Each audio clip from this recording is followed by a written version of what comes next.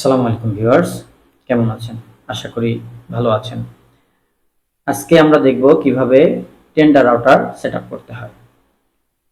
আপনারা স্ক্রিনে দেখতে পাচ্ছেন D-Link রাউটার লগইন আইপি আমি কালেক্ট করে রেখেছি এবং আমার আইসপেন্ট থেকে দেওয়া পিপিওই ইউজার নেম এবং পাসওয়ার্ডটি আমি নোট করে রেখেছি।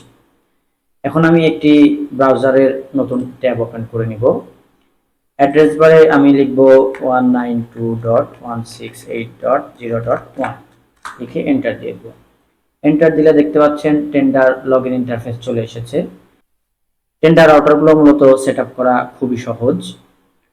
ইন্টারফেস আসার পরে দেখতে পাচ্ছেন কানেকশন টাইপ ডাইনামিক আইপি হয়ে আছে।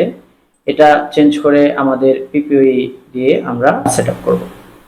ইউজার নেমের এখানে আমি আমার নোট করে রাখা ইউজার নেমটি পেস্ট করে দিব। আমার পিপিওই ইউজার নেমের পাসওয়ার্ডটি এখানে দিয়ে দিব। সার্ভার নেমের এখানে ব্ল্যাঙ্ক থাকবে, সার্ভিস নেমের এখানেও ব্ল্যাঙ্ক থাকবে। তারপরের মেনুতে দেখতে পাচ্ছেন ওয়াইফাই নেম, এখানে আপনার ওয়াইফাই নামটা দিয়ে দিতে হবে। আমি আমার ওয়াইফাই নামটি এখানে দিয়ে দিচ্ছি, আপনি আপনার পছন্দ মতো ওয়াইফাই নাম এখানে লিখে দিবেন।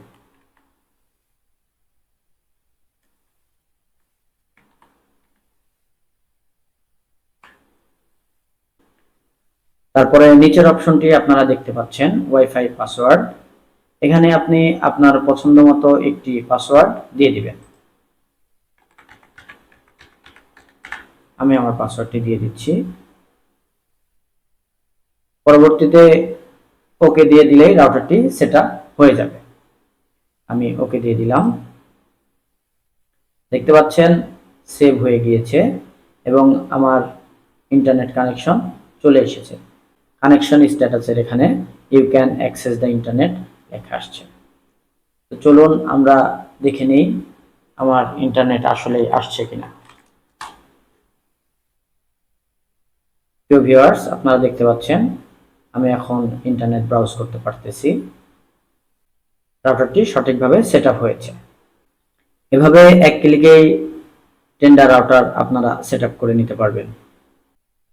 ভিডিওটি ভালো লাগলে অবশ্যই লাইক, কমেন্টস, শেয়ার করে দিবেন এবং নিত্য নতুন টেক ভিডিও পেতে চ্যানেলটি সাবস্ক্রাইব করতে ভুলবেন না। ধন্যবাদ।